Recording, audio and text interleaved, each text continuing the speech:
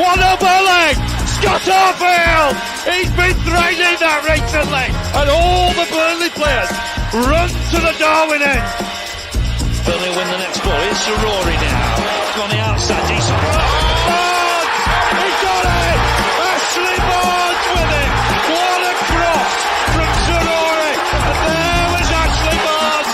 And Burnley leading the derby. Knocks it quickly. Finds Benson in space at the byline. Can Burnley get a goal here? Back for Brownell. Saved by the keeper! Burnley won it to the end!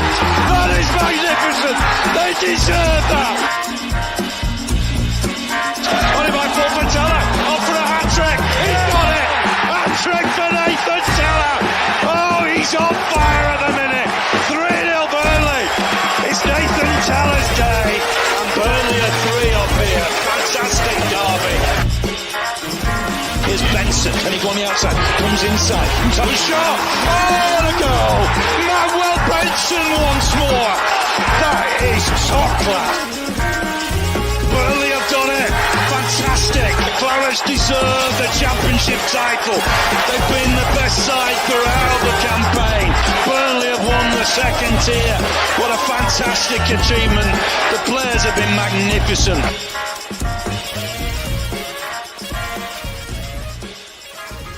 Yes, hello everyone and welcome along to the latest instalment of the TurfCast podcast. Full-time show with me, Joe Redmond here on the TurfCast podcast YouTube channel and Facebook channel. We tried to do Instagram today, but for some reason it were a bit weird and didn't work. But anyway, we'll get back to the Instagram. It's not just me. I will introduce the lads that are on the show in just a second. If you've come here from the Twitter tweet, you will have seen who it is. But just before we do, obviously it's the full-time show. It's always been called the full-time show, but we have quite a lot to discuss this time. So we are going to discuss Alan Pace's comments. I've already put my tuppence in.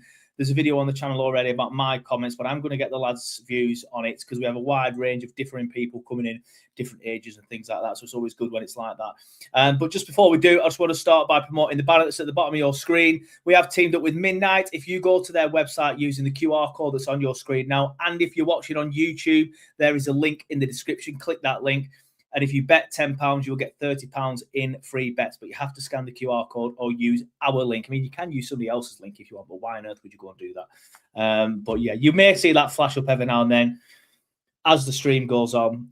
Just to add insult to injury, when we're discussing Alan Pace because he hates betting and gambling, I might just stick it on for the entirety of that. No, I'm only messing. But anyway, let's get into it. I'm pleased to introduce, as always, the boys. Andrew, you know he's always here no matter what. Good to have Liam back as well, otherwise known as Vizza. And Nathan as well. He's ready and he's raring to go. Any sense of criticism of Nathan's there? He's ready. No, I'm joking, obviously, because people at the club will watch this and be like, I'm not going to do it without Nathan. But lads, how we doing? We all right? Yeah, a bit past my bedtime, like, so I'm totally, so... Yeah, well, I do apologise for that. We've had a few comments as well. Like Muzz here says, even a 3-year-old knows how to start a stream at 8 p.m. and not 8 or 1 p.m. Yeah, apologies for that. It's time for my bedtime story. A few people sort of like saying, bloody hell, what's going on? Well, why's the stream at 8? Normally, I have to rush off and start work at 7:45, but tonight I don't. I'm not working. So I thought, you know what? I'm gonna watch Man City against Liverpool or Liverpool against Man City and start the stream a little bit later. And judging by the fact that we already have well over 100 people watching it, it only takes a while for that amount of numbers to get into the stream. I think it might be a good idea. However, probably is because we have a lot to discuss. Now, as I said, it is the full-time show, so we will be looking at the match and going through the match. But I think first we do need to discuss a few comments made by a few certain people, or should I say a certain person. And I'll just try and very quickly bring it in. But I'm sure you've all seen it. So I'm going to start with Liam on this one because I feel like Liam probably will be the most level-headed. So we can start off with the most level-headed and then we'll go from there. But just if anyone wants a reminder, Alan Pace went on Football Focus yesterday before the match. I feel like that context can be slightly important because he didn't say it after the match when he'd already experienced the turf being angry. Not that we weren't already angry before the match, by the way. I appreciate we were, but he might not have realised how angry the fans had got, which if he hadn't, then that's more fooling. But he said on the BBC, as I said, Football Focus before the match yesterday, have you ever seen a 3-year-old throw a temper tantrum in the middle of an event? Well, at the end of it, you get embarrassed to say, I'm sorry, but it doesn't stop you from being a good parent. You hope that they grow up And when they do grow up, they're going to be a contributor. I spelled contributor wrong quite obviously there, to society. The reality is we're going to keep going. Yeah, well, I can't spell, can I? Because I've got toddler fingers. The reality is we're going to keep going, and we're going to be the best damn parents we can be to this club. Now, some people have taken it as though it was criticising the fans. A lot of people have taken it in a different way. I do feel like the majority of people feel like he was talking about the fans. Let me know in the comments what you think. We will read out the best ones as well, as and when we can. Obviously, if we're getting a lot of comments coming in, it's going to be difficult to read them all out. But yeah, we'll read out the best we can. But Liam, like I said, I'll start with you, mate. Your thoughts on them comments, please, mate.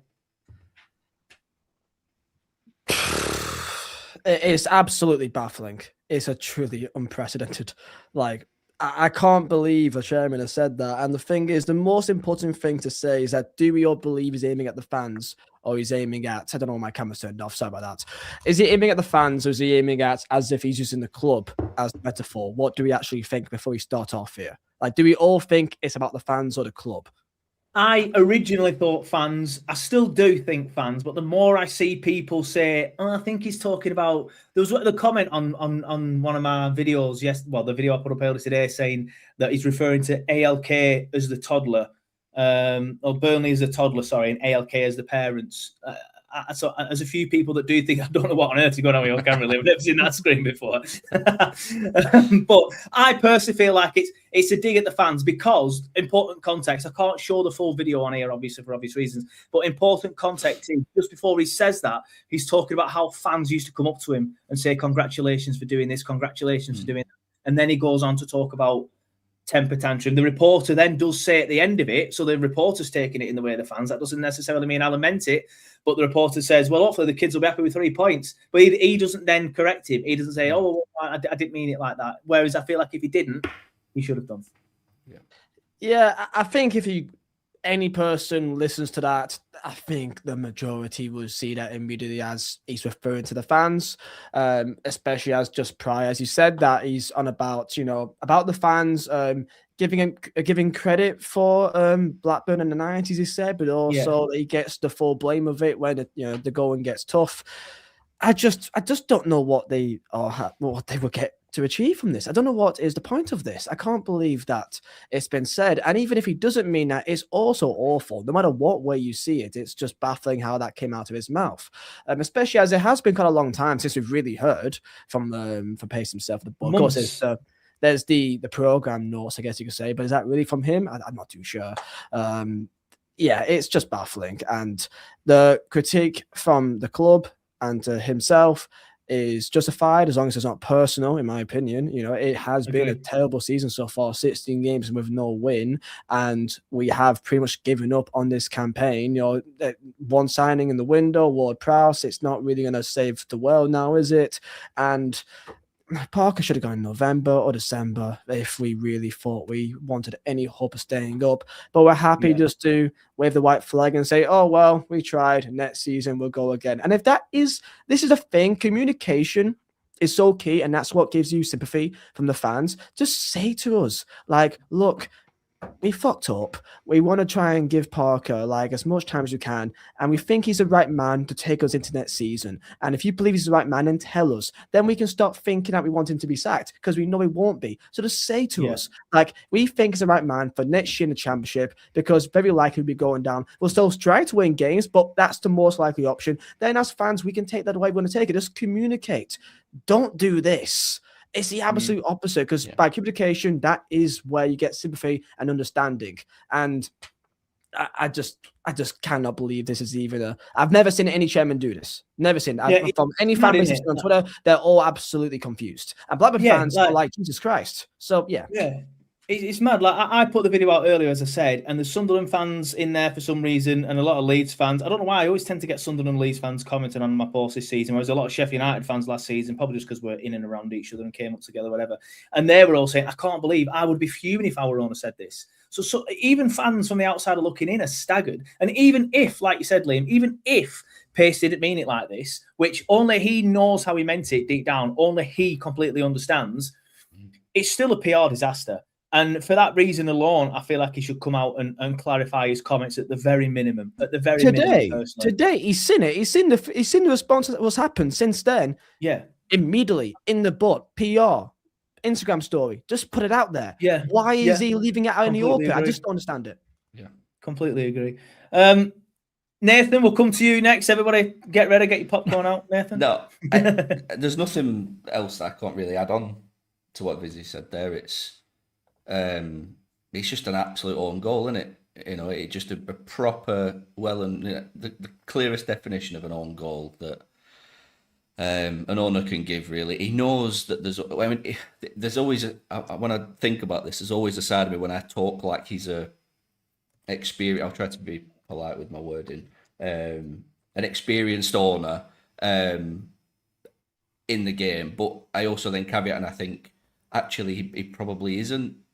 He doesn't understand these little nuances in football that, you can't just come out and say stuff about the fans. Like you summed it up perfectly, Joe, in your video, that we're not customers, we never will be, we're never gonna be, no matter how much they push it. And to start them making little bitty jokes about, this and pointless analogies just seems like a massive cock up.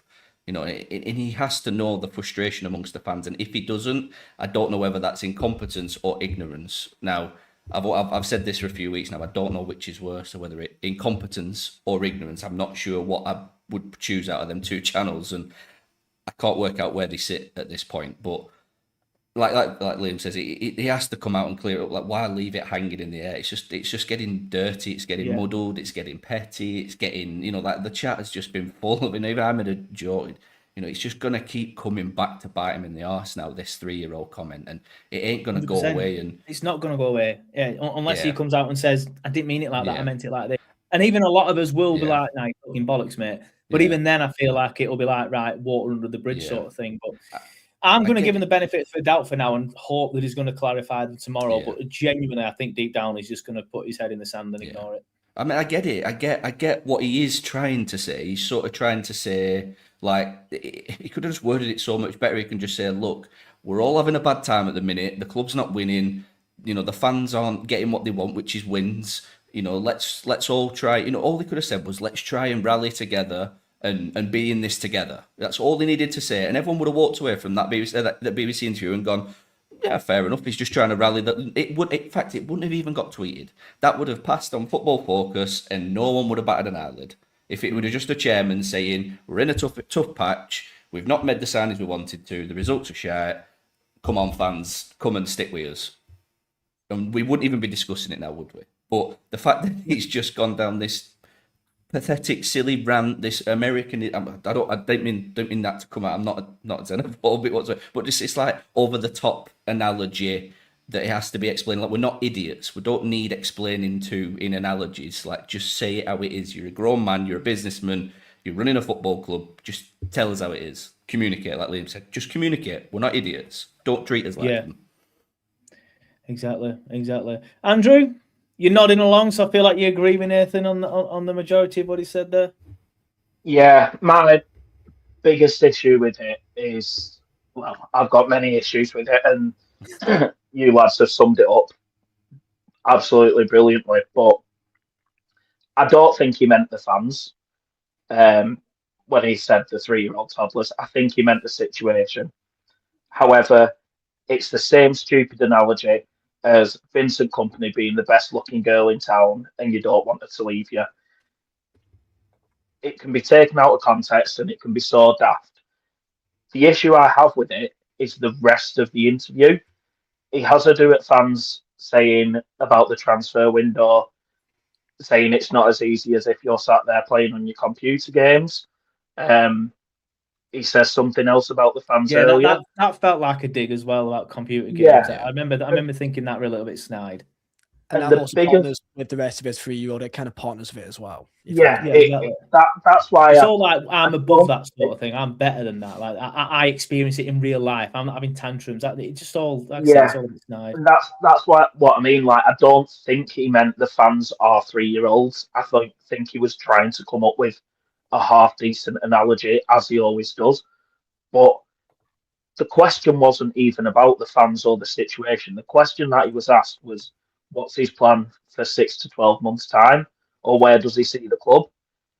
He's still not answered that question. No. He's absolute. Like, I can see how he became such a rich businessman because he is so good at avoiding the question, and we've seen Should it have been a time and time politician. before. Exactly. You can see how he's done that and why he is where he is. But at the end of the day, we've not lost in 15, not won, sorry, in 15, 16 games, whatever it is. We've not heard a peep out of Alan since we won at Wolves Wolves. game. It was a Wolves game the last time he even tweeted, yeah. He disappears to Espanyol every weekend, which fair enough, he's bought the club. Can't complain at that. I'd expect him to. But we're sat here and he's got his mouth shut, and then this analogy comes out. There's only one way it could have gone.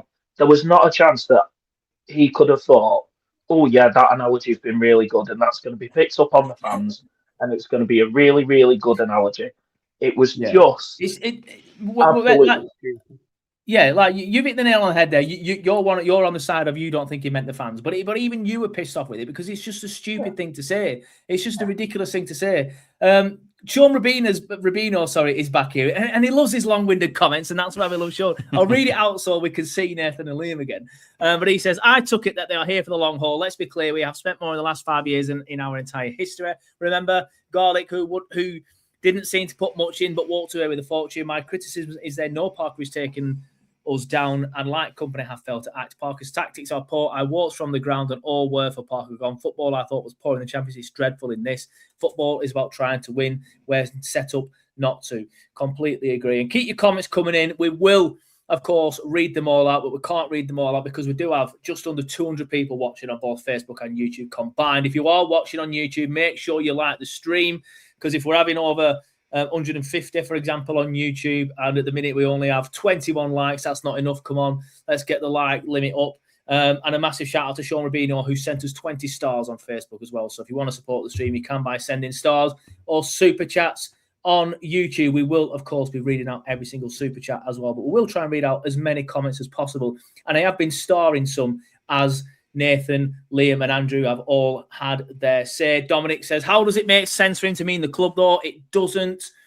Dominic says, Pace has heard the chance at Sunderland and then responded. Martin Stevenson said, child season ticket prices for next season then. Andrew Turmoil says, Pace was referring to the fans. He was trying to reassure us, but that message was clearly understood. And Jack McCallum. Sorry, go on, Nathan. No, I think that's what clarifies it for me, that it is the fans. Because if he's doing that about the club and internally, then he's got bigger problems than we even realise. That if he's coming out and slagging his colleagues on BBC, saying they're having a temper tantrum, then shit has it, the fan, and we really do have problems. I think it's more the situation. Like I say, I think it's more I get what he means. Like, if you guys walking through town and your kid does have a temper tantrum, you are embarrassed. You would feel a little bit awkward, but it doesn't make you bad parents when there's something bad happening. It's how you deal with it, and I think that's what he was trying to get across. It's just the way that he said it and how he said it. Like I say, we're in a shit situation at the minute. Like, it couldn't have been taken any other way. And the fact that he does have a dig at the fans about the computer games, it just sort of reinforces that idea that maybe he wasn't going to do it. I agree with that bit. Like I said, I thought that was a bit snide. Shout out to Jack McCallum as well. He's always sending in super chats. And as I said, here's your proof. I will always put a super chat on screen and read it out. He says, I'm having to do a family night with the missile, so I'm going to have to rewatch the stream later. Have a good stream up the Clarets. Cheers, Jack, and thank you for your support as always. David Gill says, if you can't make the situation better, then keep your mouth shut. Dylan says, Parker was lucky to get us promoted last time. It was weaker this time. We're going to have Wolves, West Ham, Forest, Southampton, Leicester. It's going to be harder to get us back up as well. Liam, you look like you want to say something, mate. Oh, and I was just looking at what to bet us was, or whatever that said on the message.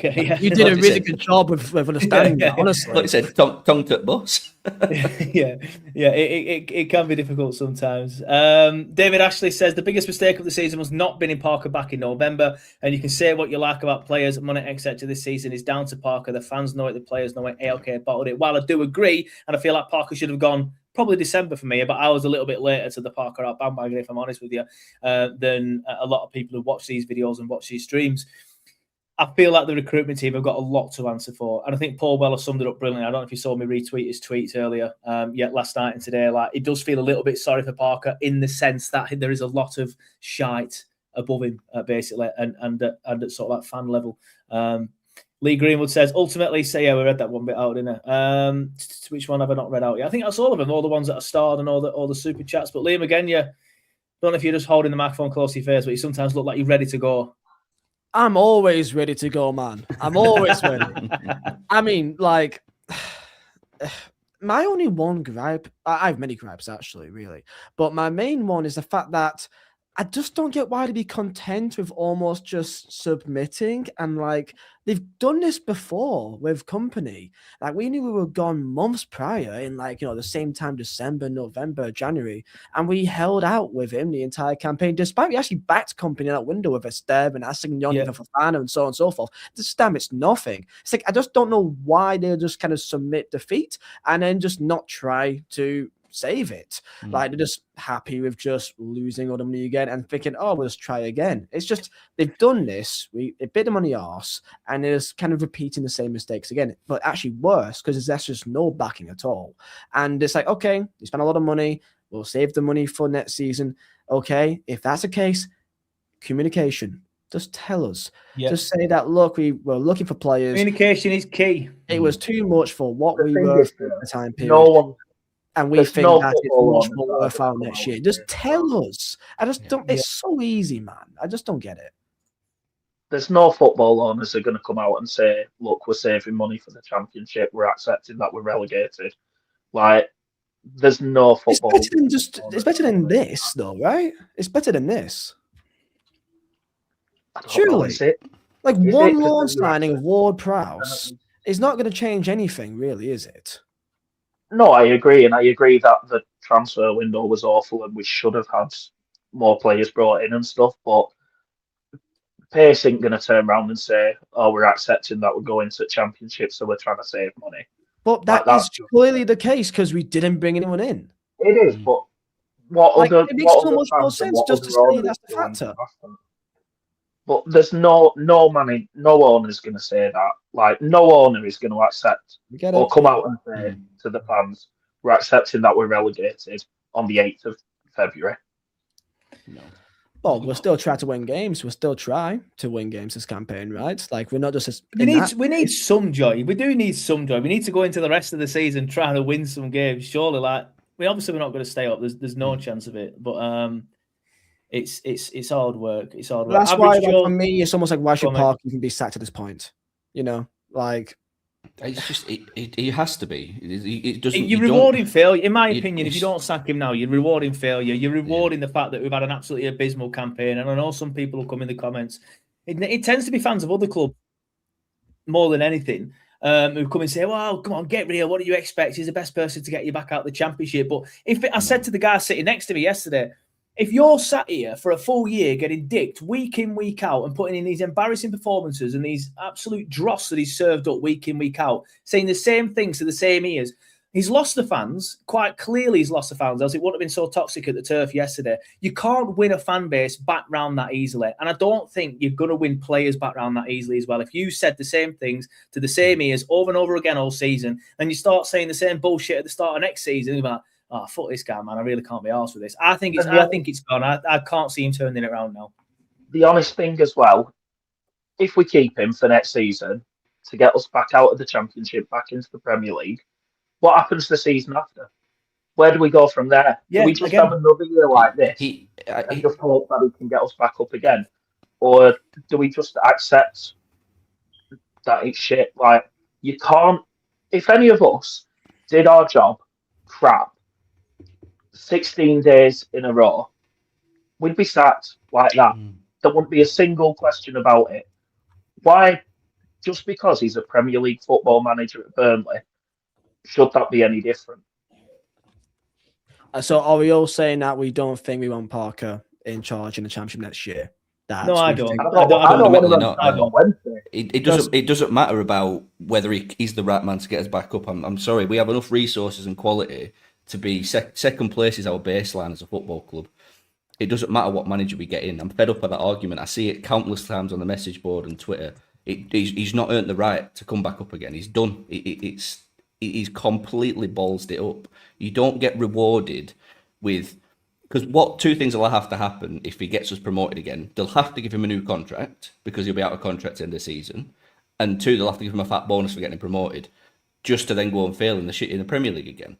Like, this is like 3 out of 3 seasons in the Premier League. He has failed. I said it on my last fan What reaction. is it? 12 out of 70 odd games is one as a Premier League manager. If you line him up with some of the worst managers to ever be in the dugout in a Premier League team, I'm telling you now, Parker's down there with the worst of them. Absolute worst of them. You know. Did I see one of you in a group chat say that Brian Law's got a better win ratio than him? Yes, he's currently on a better win ratio. In fairness, while as ridiculous that is, Brian Law's win ratio would probably include the Championship, right? No, that was top flight. I believe that. Was that just top flight? Yeah, that stat that came in. It was. We got a few wins by the end of that year, didn't we? Yeah. 09-10. But I'm sure we got more wins under Laws than we have under Parker in the Premier League. Yeah. But I think the fundamental issue now is what the board have done if they've tied themselves up in a knot with this 3-year contract with Scott Parker. So, yeah.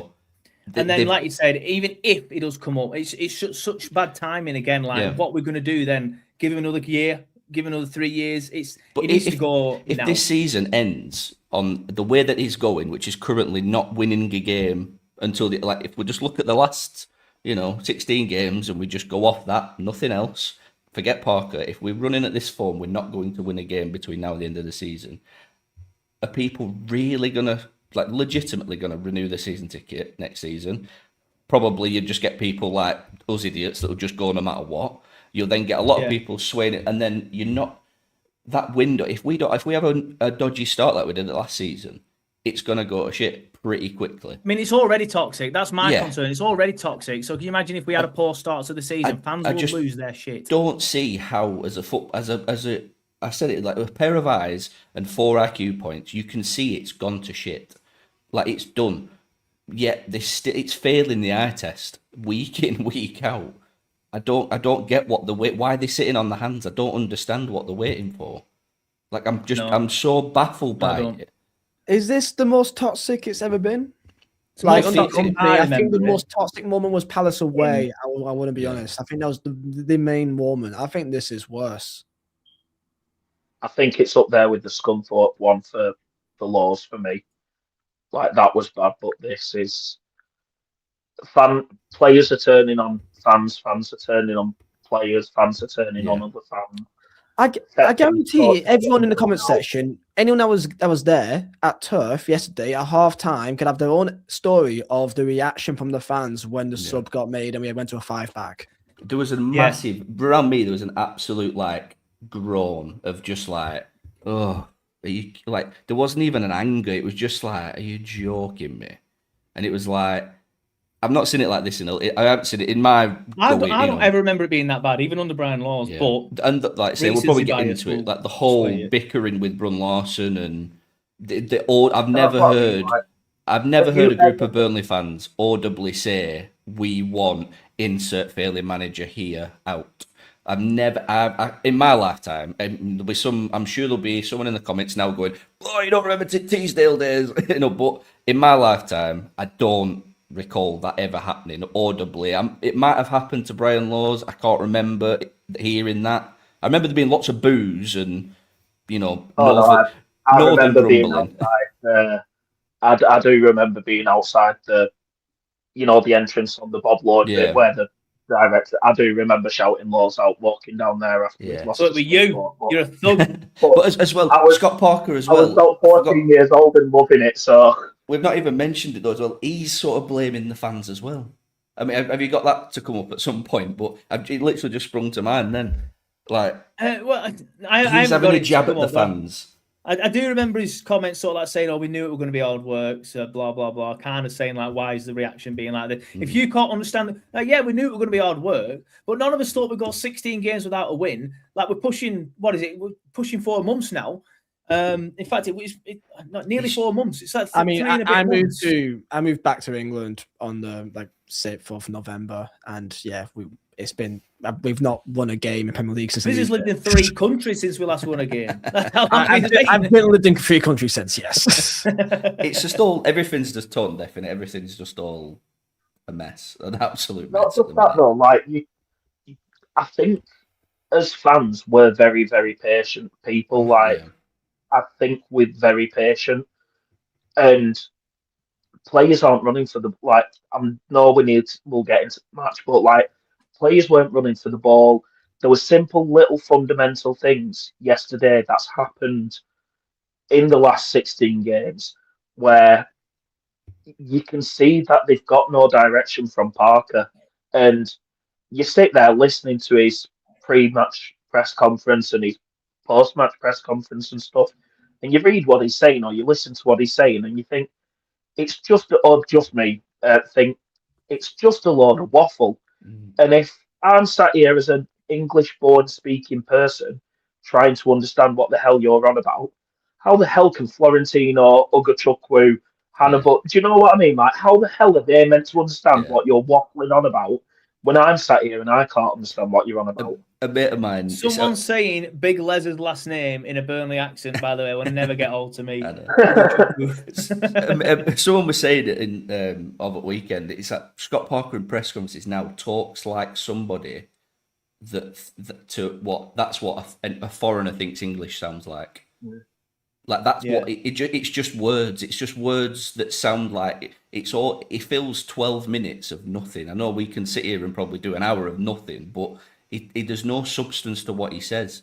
There's no ownership to what he says. There's no consequence to what he says. And it comes back to sort of the Alan Pace thing about the naivety and the ignorance. And I think he sees these managers as more friends first rather than employees, and that he treats them like a good pal that they've known for a while. And it was evident with Company, and it's evident again that Parker keeps saying in public, "I've got the most support I've ever had." And this is a guy, by the way, that constantly does try and throw people under the bus, with sly comments, and he mentions the transfer windows, he mentions play that. But yet, somehow he's got unwavering support from an owner that, behind the scenes, is reportedly to be quite a strict manager, a strict chairman with the staff on the club side. And yet, the one area that should be the most diligent with, he's not. I am baffled just by, I think I saw someone in chat mention we've not just to win it. Yeah, Maka. Good guy. Since I saw someone, sorry, I got caught up now by Marcus saying I got no pants on. I do actually. Since someone said so at the Leeds game last time we deserved to win a game, which we didn't. Even in that game, we got battered by Leeds. So really, Sunderland at home was the last time that we actually probably deserved to win a game. Realistically, like, have we got unlucky in any game since that was like, oh, we should have got to win that game? Since Sunderland, you could say Spurs, but on the balance of play, we're lucky to go in at 0-0 or 1-0, whatever it was at the time at half time. So I think on the balance of play, when you look at the full Spurs game, we probably did deserve to get beat, even though we drew. But obviously with them scoring quite late on, you could argue that, but not for me. I love that we've gone 35 minutes and we've not actually really talked. Oh yeah, we're not even mentioning the match. So look, let's get into the match then, shall we? Because we're just slagging Alan Pace. Oh, by the way, I called him Alan too much in my video earlier on. I got a bit of stick off somebody. Said, stop calling him Alan like he's your mate. What's his name? What do you want me to call him? Fucking Mr. Pace? You can't call him Mr. Pace, can you? Mr. Chairman. What the fuck do people want me to do? I don't like put up with Liam. Liam's got like 500,000 subs. I've got 5,000. And I'm there racking reds. What's he on about him, dick? Anyway, I've got some images to bring in. So these are the stats from the match. Interestingly, Burnley. But if you didn't watch the game and you just checked the stats, you would think that Burnley were the better side because they are the stats for the match. Burnley had a higher XG. They had more possession. They had more shots on target, the same amount of big chances, more corner kicks, more passes, and more yellow cards. Well, that's not really relevant, is it? Teacher, I put my hand up for the class. Teacher, because I'm a 3-year-old child, apparently. Was most of those shots and chances all in the first 10 minutes of the second half? Yes, well, that is the context that needs to be applied to this situation. Yeah. And normally what I do is I just put the stats on the screen and let everyone discuss it. But this time, to provide the context, These are the stats from the first half. So Burnley had 0.33 XG to 0.90 of theirs and 2 shots on target, whereas these are the stats for the second half. Now, if you look at that context there, and again, it's just in the second half, and as you mentioned there, Liam, it's in the first 10, maybe 15, 20 minutes of the push. When West Ham knew the game was done, they've come out, they've won the match, they've sat back, and we've got to take the game to them. So this is why, as much as I do like stats and they can tell a story, sometimes they can be bollocks because they do not provide the context of the game. Yeah, it's... Go on, Ryan. I mean, Nathan.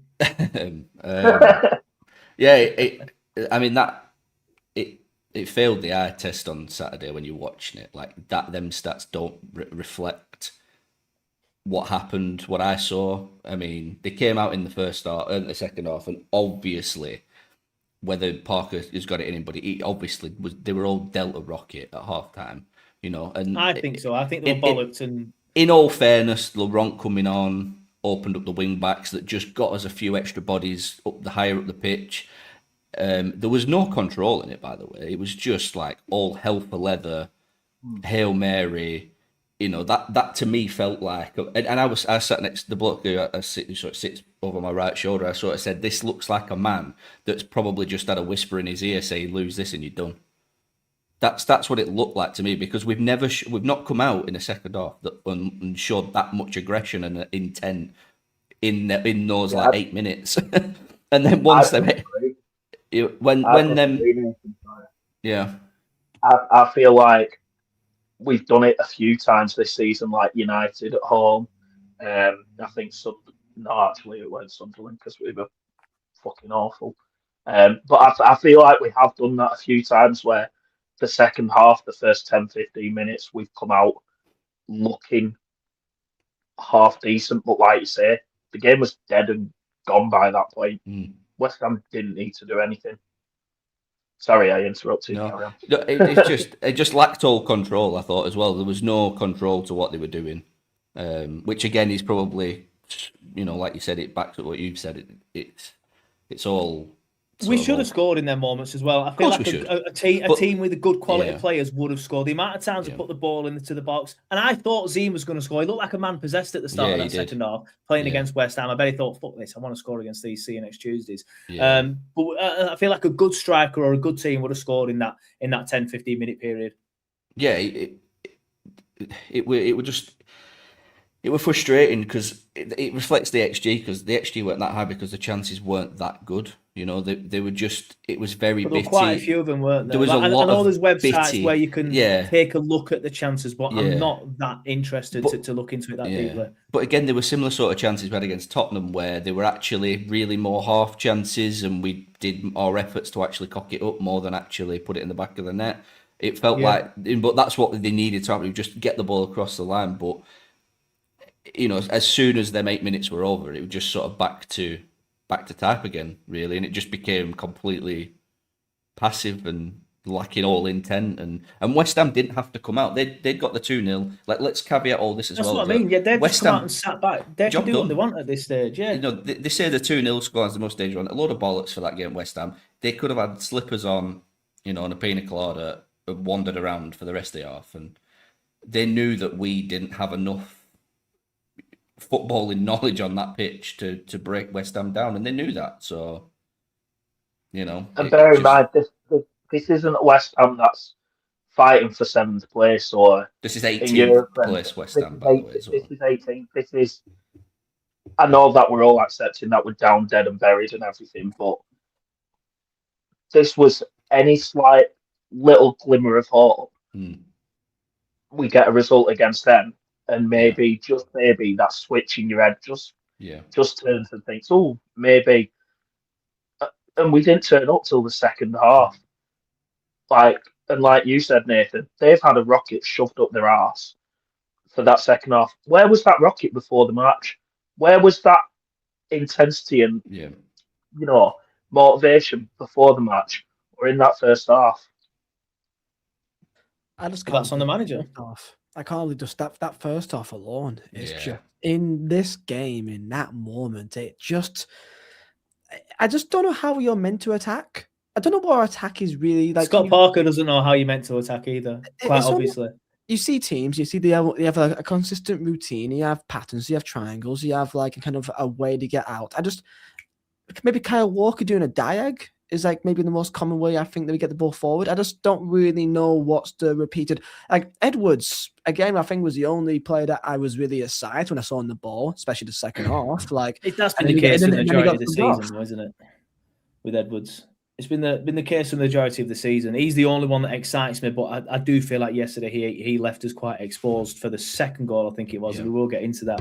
But I think you're spot on. I think I don't know how many of you watched Leeds recently. I watched them when they played at Everton. I watched them when they played at home against Forest. I'm not sure what formation when they played at home against Forest, actually. But when they played away at Everton in that first half, they played 5 at the back and they looked fucking brilliant because they play 5 at the back properly. Their wing backs get forward and get back. They put balls into the box. They have a striker that can hold the ball up as well. They have midfielders that will battle for the ball. We don't have any of that. So I feel like when Parker's trying to play this 5 at the back system, he's watching teams like Leeds and thinking that's what we can do. We can do it like that. But we just don't have the nous, the tactical brain, the quality. I'm not sure what it is. The strikers, I think a lot of it relies on the fullbacks, and I think ultimately the fullbacks haven't been good enough for the wing backs, whatever, for the majority of the season. Yeah, Perez had genuinely his worst game I've ever seen him in a Burnley shirt. He was every time the ball went in, it just bounced off him, and he lacked any time going forward. He lacked any sort of intent to do anything. You know, the other side was just as flat. But the worst part about this, the change was so simple. You know, we were playing a 4-4-2 on Saturday. We weren't. We were playing against the 4-4-2 on Saturday. Like, just put another fucking striker on. It's not that difficult. Like, it's genuinely not that difficult. You can see that for that first, you know, we had to come out. We had to give help a letter. West Ham weren't really interested in going forward towards the back end of the first half. Tell you what, I don't know. Hook Perez. Do something a little bit different.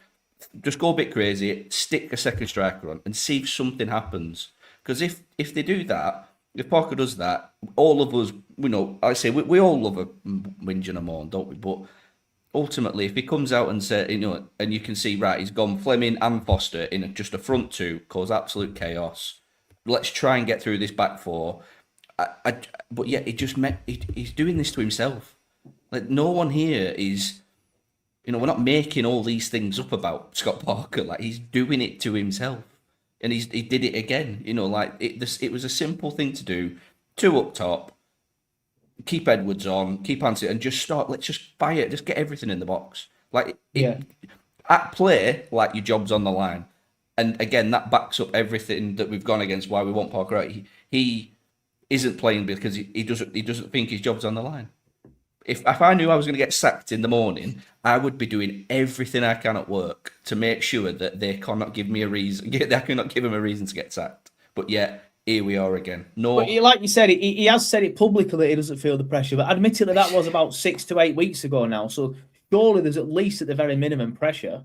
He has to feel the pressure. Like, he had to be. He was escorted off by security on Saturday night. I'm sorry. You have to feel the pressure. If he doesn't feel any pressure, there's 2 problems. He is completely numb to football and to what fans think about him, and 2, the ownership are not doing their job. Yeah, they're the only 2 possibilities.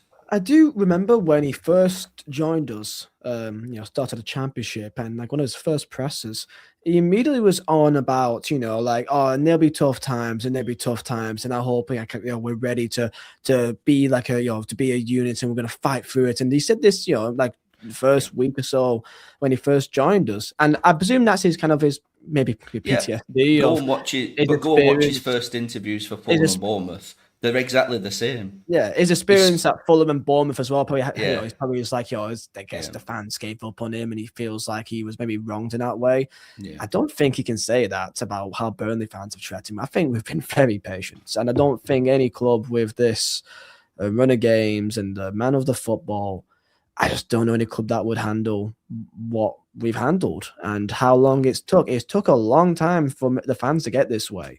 And no other fan base would be any less than what we are right now in this same situation. Yeah. I mean, go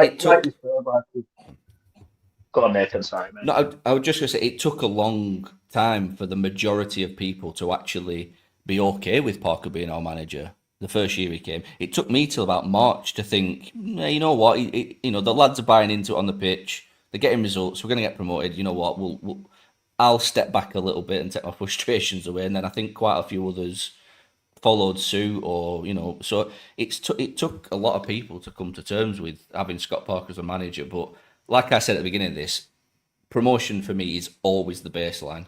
That's always the minimum, and that doesn't, to me, give you a free pass the next season just getting Burnley promoted. Now, I think I'm far enough in my right to say Burnley's a football club, are a Premier League football club. Over the years of law of averages, we're a Premier League football club. Getting out of the Championship is a minimum requirement, and if you achieve that, fair enough. Shake your hand, pat you on the back. But as soon as the Premier League season comes, you get a clean slate. You have to impress me again. And he hasn't done from minute one. Not in the Premier League, 100% he hasn't. I do feel like he did a good job last year, and I feel like that's probably why I took longer than the majority of people to want him out. But still, I've been wanting him out now for 3 months, and Alan just quite clearly hasn't got a clue or how things work. Alan Slow Runner says, any ideas what deals were that Pace couldn't get done that he mentioned on the embarrassing BBC interview? Sorry, mate, no.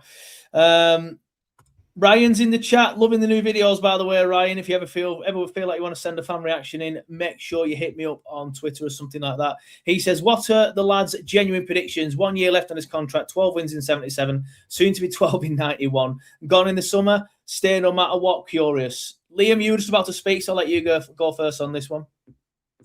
What, saying that if you think he'll be staying for next season? Yeah, what are your predictions? When sack him now, sack him in summer? Stay for next season. What do you think Pace will do? Not what do you want to happen. Cheers for the donation, by the way, Ryan. It's to the point of how bad does he need to be? Like, if we actually just keep losing, then surely he can't stay. Like, if he just don't win a game for 25 games? How many games do we play Wolves last game of the season? How bad does it need to get? Like, does he need to beat Cottrell's record of 19 games, without a win? Does he need to get 20? For me, the main question is, would I be happy to go for another season under Scott Park? And despite, we got results, got 100 points, you can't look down on that. But the manner of a lot of games, 12 0-0 draws, the defensive record is great to look at on paper, but we can't forget about how many drab games it was. That Leeds game at home being the main one, that 0-0 was diabolical. And it's like, are we okay with understanding that we may just go through another year that we may get results, but it won't be that exciting? And are we willing to take a risk? Does the board have belief that they can get a manager that will give us a bit more? Because these players aren't bad players. These players can go at teams.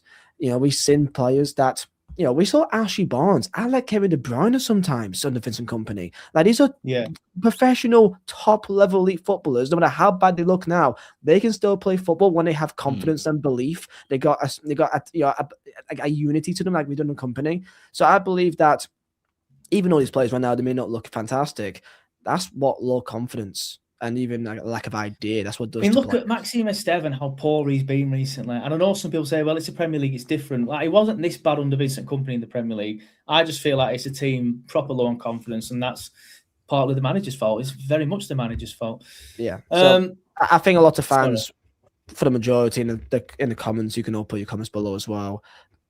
I would accept the fact that I think we need a bit of a reset for next season. I think 100%. simply, I feel for Parker. I don't think he's a bad guy, but we need a reset here. We need a fresh start, because how bad does he need to get? Nathan?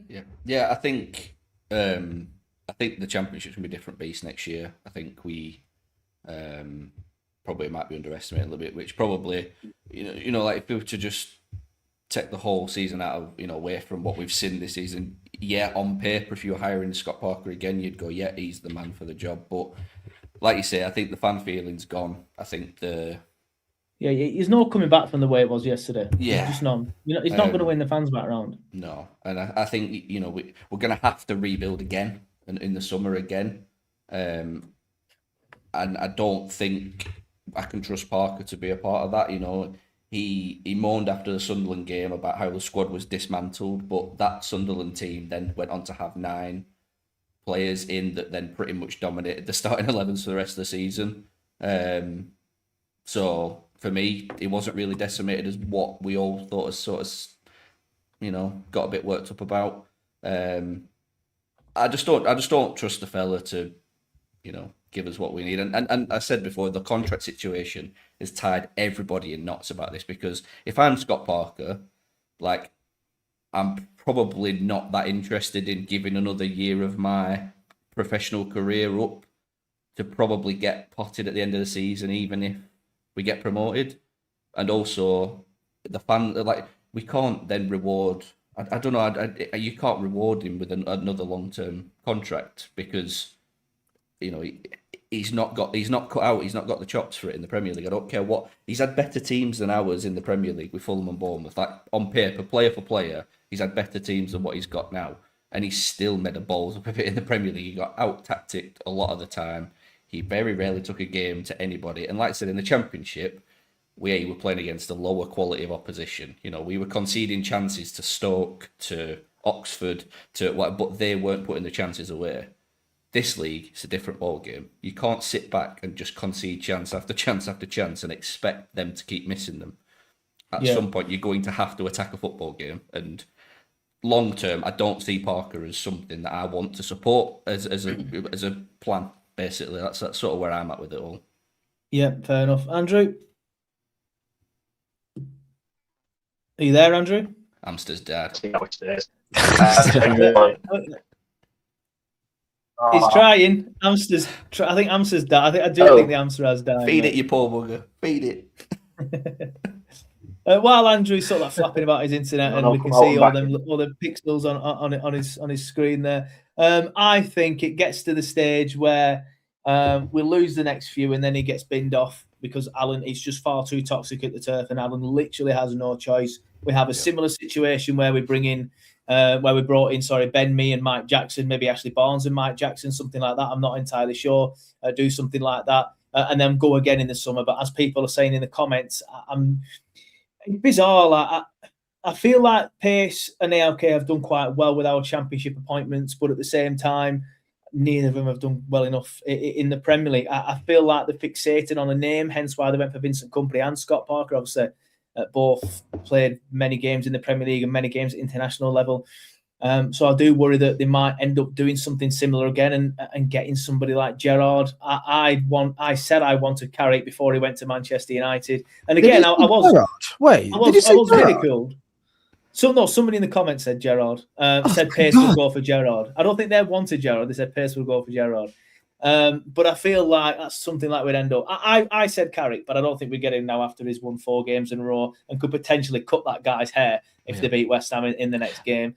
I was after your United pre-game. I sat back and was like, "Yeah, Ollie might be the man."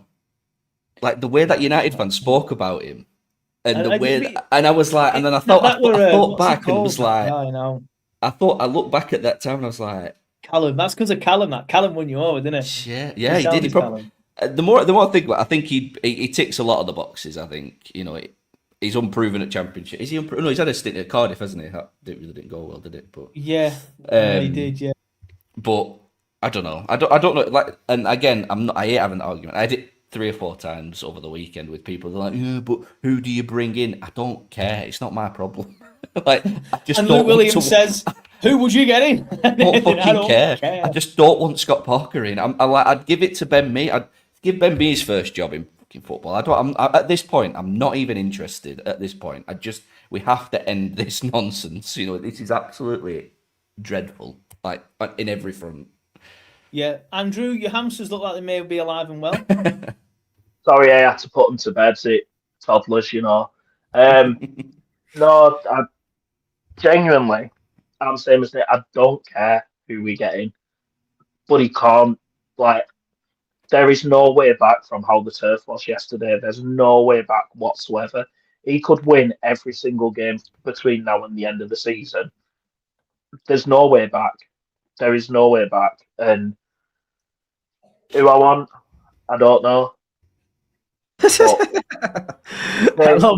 don't care. Honestly, don't care. Pace will want a name like an ex-player, like you said, Gerrard or Rooney or someone like that. If they get Rooney, they can pack the bag and fuck off, basically. They're not that stupid. But this is the point of doing it now. Like, you've got to do it now because it gives new hires the time to watch us. They don't have to come in straight away. They can come in, 31st of May when the season's over. They've got time to watch us because they'll start talking to players, they'll start talking to coaches, they'll start building the backroom. But it gives us time to start building something before the summer. It's a matter of diligence. Like, if company, it's like when you hand your notice in at work, you have to give them a month's notice usually. It's because the company then needs a month to go and get somebody else in. It's when just company came diligent. He had been our manager, and I won't say on air who told me this, but he had been our manager since the April. So he had signed the contract at the end of the April. You know what? I kind of believe that, because when I went on the overlap, because when the Burnley got relegated at home against Newcastle, right, and the overlap invited me there, not the day after, but the day after that, and I was still rough from drowning my sorrows that night. Jamie Carragher went, "But you once," and I went, "You know what? I'd like Vincent Kompany," and he went, and he kind of went like that, and then he answered me, right. Yeah. And I think at that moment I thought to myself, he knows we're getting Vincent Kompany here, and I know they all talk. Yeah, but we had him before that Newcastle game. Like, he was our manager before that Newcastle game. So you're not telling me that our recruitment team now, or Pace, or whoever's job it is to look at managers and whatever, you're not telling me they couldn't let Parker go now, give it Barnes, Jackson, anyone till end of season, and get us someone in ready for July. Yeah. Because they've done it before. That reminds me, as a comment here from Brian, I did put a poll on YouTube. We're going to end it now because it's taking piss. But I put, who would you want Parker here in the Championship next season? It was 83% said no. But yeah, definitely Martin Patterson. Is that cousin Patterson? I've seen a few people whinging in the comments about the YouTube adverts. That's a new thing from YouTube. I don't think there's much I can do about that, unfortunately. I've just seen your comment, Andrew. I'm surprised he told you that. I nearly messed up then, yeah. Don't give him ideas because he'll be in the dugout with fucking orders. We a t-shirt cannon. We'll move on before we get Andrew in trouble, shall we? Look at his little face. He's going red, bless him. I just want to highlight Lee's comment saying John and Fizzard's holding hands. Now when you put your hand out like that for like the longest time, same thing here. I just realised that. There we go. Yeah. Come on, Nathan. I would love. Come on, Nathan.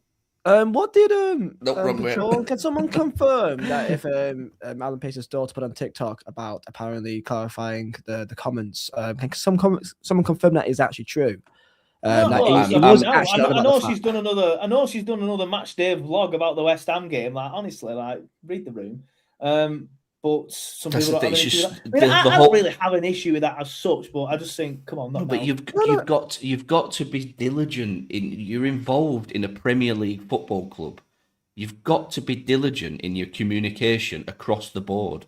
Like, she cocked up the whole thing with Nathan Teller. Like, these people are running. The people in the club, a lot of people have been given jobs and given positions just because who the daddy is or who the daddy knows, and it's not acceptable. So if you're in that privileged position, enjoy it, like, look after it and just stop showing it off. Like, it's just I quite like the vlogs. I don't know. She's trying to explain here now why she puts them up. Read the room. We've just got beat off West Ham. And just, how about skip a weekend? Skip a few weekends until we win a game of football. How's she going to get the numbers, mate? Says the two guys that did a watch along when we got dicked off Sunderland. Probably going to do one again for Palace. I'm into that kinky stuff though. That punishment. Oh, let's go. I must say also. Come on, lad. This is too much for these 3-year-olds. Come on, lad. Yeah, it's all past your bedtime, boys. It's 9 p.m. Come on. Yeah. When it came to when I was younger, I was like, "Oh, it'd be so class if Burnley got like a documentary thing. Have we had so much content?" Because back in the day, we barely got anything on YouTube, and we've got this Keep the Faith, documentary thing on Twitter. Well, X for the last year now. It's like, does anyone watch it? Like, does anyone actually watch it? I don't think anymore because they're shy. I watched the first few, and actually, me and Nathan actually interviewed the people that made it, and I actually quite like it. But I don't bother watching these. Yeah, I can't watch it anymore. Did we comment about the the deadline day thing with Parker? Was that mentioned as well? That was fucking stupid. That was so ridiculous. I thought that was That's going to another thing. be. What's all that about? I thought that was going to be one of the greatest transfer announcements we've ever done. Like, imagine getting your freelance PR manager involved and your manager involved and setting this fake office document. I thought this is going to be unbelievable. You know and what? we're going to announce like fucking I think it was, Ibrahimovic or mate. something. That's what I thought it was going to be. Something mad.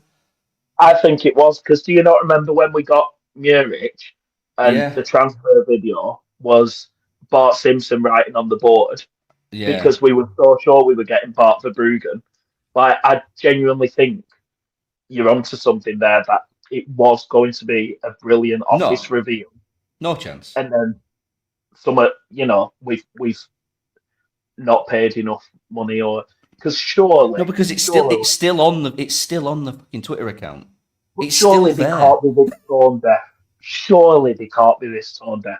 They are. They've proven that they are by even putting it out. I need to stop putting my hand there. But come back here. Put that comment back on. What have these streams descended into? We haven't even sort of like discussed individually the goals, which is something I do want to do. No, and don't need to. No, we don't have to. We do. Don't show the goals. We need to show how shite we Okay, are. chat. Who wants to see the goals of us being shit again? Go on, put your hands up in the chat. I want to see. I want to see Edwards not track back again. If Pace's daughter can do a vlog, I can analyse the goals, and I pay my money to go on the game. She done. Well, that's how the first goal started. There we go, in the middle. I think, is it Jadon Anthony that fannies around with it here and loses it? It's Florentino, isn't it? Is it Florentino? No, Florentino's there, but Anthony's on. Is it Ugochukwu? There's somebody there. There's two people there, and they get into they fucking get in each other's way. Then it ends up there, and I'm thinking, I don't think Kyle Walker even knows Somerville is there until he turns around. He's like, oh my god, shit. Like, and then he passes it, and then he just sticks it into the net. So, it's a tidy finish, to be fair to the kid. It's a good finish and a good run from Somerville, but if you go back to that, look at the defence is all over Gaff. Kyle Walker don't even know he's there. He starts off there, does Somerville, and the next thing you know, he's in front of Kyle Walker. I don't know, Kyle Walker's a little bit washed and Somerville's fast, but I don't know. As Bad Girl Rebel, what a name, by the way, says, all Walker's side again. In fairness to Walker, I don't think it's all his fault from yesterday, and I'm a big Edwards fan, despite what Martin said in the chat earlier. It's only Andrew that hates Edwards. He's the only person that gets us forward. He's the only person that gets us forward, but it does leave us exposed at the back, and I think that's why a lot of stuff is coming from Kyle Walker's side at the minute. When's the last time we scored like a proper counter-attacking goal? Have we ever?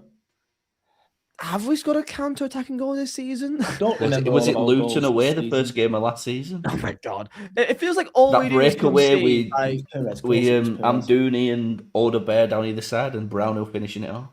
I'm trying to look. Like, I mean, I'm probably clutching the games. I can't remember the last time. No, in terms of that goal, there were carbon copies of each other, weren't they? There was just like a lack of intent on the press. You know, there's a lack of organisation. Like, look at all our players are just running backwards.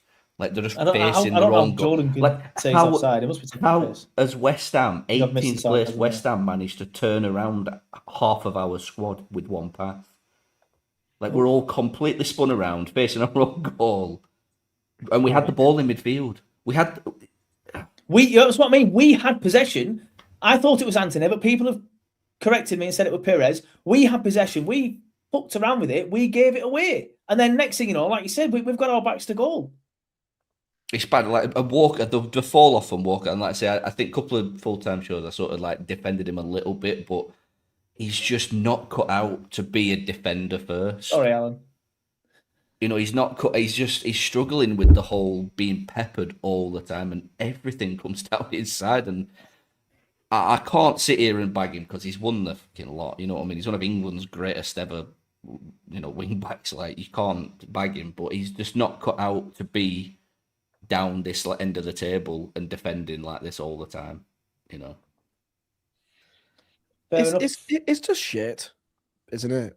It is. It's just shit. I feel like a good chunk of people in this stream now, maybe half. I think Joy's space button's broken. Nice. I think maybe like half people here probably aren't even Burnley fans. They're probably like Leeds fans or Sunderland fans, or maybe Blackburn fans. It's just funny to see us. Like I'll do the same, honestly. Like it's just I mean, if there was a Blackburn YouTuber worth watching, I'd go on and watch theirs. But unfortunately, there isn't. There's that guy on TikTok, but he's just annoying. Anyway, let's get into the second goal then, boys.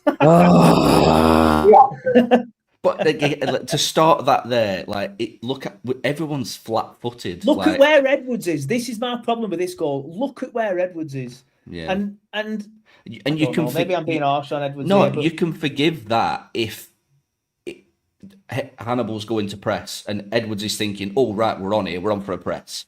But look at number 12. Yeah. Is it Juve? Look at number 12 there. The ball goes to Somerville first, which is obviously number 7 there in the middle of your screen, sort of like to the left. And then it ends up there. Look at where Edwards is now. He's barely fucking moved. What is he doing? And this is what I mean. I have said time and time again, and I realise people who watch the show quite a lot. Sorry, Alan, I'm obviously not very good at that, am I? People who watch the show quite a lot will be like, you a hypocrite. You've been calling for Edwards to start for ages. And I still am. I still want Edwards to start. He's still our more creative player. But he's really, really, really left Walker up shit creek without a paddle there, because he's just absolutely mad exposed. Yeah. And again, everyone then's like, bloody Kyle Walker, what you doing? Down your side again. I have a bit of sympathy with him on this one, because Edwards just flat-footed there, not doing nothing. And then when you look on that one, he's barely moved, and then that's where the goal goes in. And I feel like even the guy who scores the goal gets in between the two centre-backs too easy. Yeah. If I'm being really nitpicky, I think Hannibal probably needs to be thinking on behalf of Edwards as well. I know like he's got to focus on his own game, but he's got to understand that, you know, he was effectively playing in this weird midfield 3 that wasn't a midfield 3 and all this, that and the other. But I think Hannibal needs to, I think Hannibal should just be looking over his shoulder ready to cover that back and just get, you know, put a foul in, do something, because he knows Edwards isn't going to do that. But I think that's the problem with this. There's no cohesion. There's no continuity, you know, amongst the formations and the lineup and the patterns of play. There's none of that. So they all look lost. They all look like they don't really know what's the best thing to do. You know, it's just poor. It's just poor again. I have great respect to anyone going to the Palace game on Wednesday. I have great respect to anyone that's even going to turf at this point. You know, I've got my 2 girls. I've not gone turf as much as I really want to since I've been back, because I usually always have them at the weekends. Anyone that now, because we know we're down, has spent some money to still go to games, complete respect, because like it's just must be for the love of the community at this point, because it's just not enjoyable. I saw a guy recently. He watches the streams. Kieran, actually, Sam's best mate, Kieran, who's always giving Sam grief in comments. I saw him round brunch the other day, and I said to him, "Billy, you went up to Sunderland, didn't you?" Like, I don't know why I'm bothering, mate. Absolute shite, bloody useless they are. And I went, "Oh, Palace next week, innit? Oh, bloody hell, these people are going to London, but better people than me." He went, "I'm going." You glutton for punishment then, mate. You're slagging yourself off for going there. I'm going Palace. Sack it off. I'm obviously not going to Palace because I have more than 4 brain cells, but I am going to Chelsea away because I don't have more than 8. So I'm only going Chelsea because my little boy kind of likes Chelsea for some weird reason. He's a Burnley fan. I haven't failed as a dad. He's a Burnley fan, but he used to like playing as Chelsea on FIFA, so he wants to see Stamford Bridge. So I'm like, I'll take you Stamford Bridge, but then I'm checking out for away games this season. Maybe he says that I'll probably end up at Everton. In fact, Everton tickets go on sale at morning. I need to get them. So I will be going to Everton. Anything else to chat about? Anyone in the comments want us to talk about something? Yes, lads, I think we could go on a cup run. I think that's the play. We're going to win the FA Cup. Win maybe not. But we should get past Mansfield. The problem is he can't pick our strongest team because we'll just get beat. He has to pick like a team that isn't completely in the dirt in confidence. Could Barnsley be finishing FA Cup Golden Boot winner? That's the plan. Who have we got from the last round that's still there? Like he's got rid of Son. Bernal's gone out on loan. Yeah, I guess Hartman doesn't play anymore. Hartman's on the naughty step still. That's like Barnes. We weren't playing at that point when we played Millwall, so I think maybe he'll introduce himself, which is a joke, by the way. Whatever's happened between him and Hartman, yeah, sorted out. there's murmurings of Amdouni being phased back in, so Amdouni will be see- fit may- for the Wolves game. may see a He'll be wild fit for the Amdouni. Wolves game. There's a chance that Barnes can end up being maybe a joint or top goal scorer in all comps this year after playing 3 games. Yeah, that was scenes. If he, There's a good chance. I mean, If there's he a gets need 2 goals against against Mansfield. That is just the entire encasement of the season in a nutshell, in it. You know that. Do we have any hope? I mean, hope it's for next all. year, we probably have hope that we'll be all right. Or do we not think that? Like, I Depends what think you mean by all right. I don't know. I've got pretty much. I don't know. Who's our manager? I'll give ALK the dues. They've seemed to have got it right every time we're in the Championship. But how sustainable is that to keep getting relegated, to keep going on? Eventually, something's going to crack. Yeah. Oh yeah, it's not just we want- sustainable. Like, take the Definitely business side away from it. As fans, do we want to come back up and have season after season like this in the Prem? I don't want to stay you know, champ again. Drew, I'm always one of them that yeah. will always say you have to be at the top table. You have to be the best version of yourself that you can be. I'm like that in life, not just We're about not, though. what is the point in finishing 8th every year in the Championship. What would be the point of that? I just don't- sat through most Some of good that. away days, to be fair. Yeah. More enjoyable. But then again, you'd soon get bored of the away days because they end up being the same away days. all the Right, time. If and anything, checkmate. if No you get VAR. relegated to League One, You No, go to yeah, Stoke. mate. You go to Stoke. It is fucking depressing. I quite not like the town, Stoke away. not the town, but like the grounds. Like you could tell that they've had the little moment in the sun. It feels a little bit close to home. They had 6-7 years in the Prem. They just fizzled out, qualified for Europe. ran out of steam, and then they just end up in this purgatory of just between 8th and 15th every season, and that is depressing. Like I do not. Would you not enjoy that more, Again, though? Where every absolutely game, not. you don't know who you don't know if you're going to win, lose, or draw. Like, we've written off the rest of the season in February. Right. No, February, I we think wrote we it off did a month and a half ago. Well, But it's the flip side of that. Like Exactly. like the season under Cup in the Championship, it didn't matter. We were just going to win. It didn't matter. Like I just want us to win football games. I don't care what division is it we're in. I just want us to win football games. And if you win football games in any division other than the Premier League, you probably end up by getting promoted. And that's just what's going to happen. And until that mindset changes and shifts, and they have to sort of do what Sunderland do, just have a real go at it. Like don't sit on the back. But again, they'll don't- just sign too much dross. That's the problem. This is the problem. They have to They need an learn. entire new recruitment team and an entire new model. That is the main thing that they need to do Yeah. now, But- especially for the next time we're in the Premier League. I would say that we did try something different compared to the company. Yeah, we did sign a different, type of player. Yeah. We went for a lot more experience than last time. Last time was a lot more younger players from overseas. And we got some players overseas, like Chona, for example. But we signed Walker and Dubravka and Florentino Yeah. Luis. That they've all got a lot of experience that we did need. And I think we were all saying back in August, saying, okay, we've done some decent signings here. Most of the players that we now think are shit, we were saying back in September, saying this players of the year. Hartman player of the year, Walker player of the year, Dubravka player of the year. The only player that's maybe kept That's on the manager. Yeah, but the only player that's probably still somewhat kind of kept their reputation that we still kind of like is probably Ugo Chukwu. That's probably still kept a bit of love for him. Yeah. In terms of who we thought was really good at the start of the year from the new players. This is what the most frustrating thing about this season is. I think on paper, you just take all colours out of the way of it. Burnley thinking on paper, this is probably one of the best squads we've assembled as a football club. Forget club colours, forget performances. If you just look on pure footballing attributes, minus Broya, my views on him. You said footballing it's probably one of the best sets, assembled squad we've had.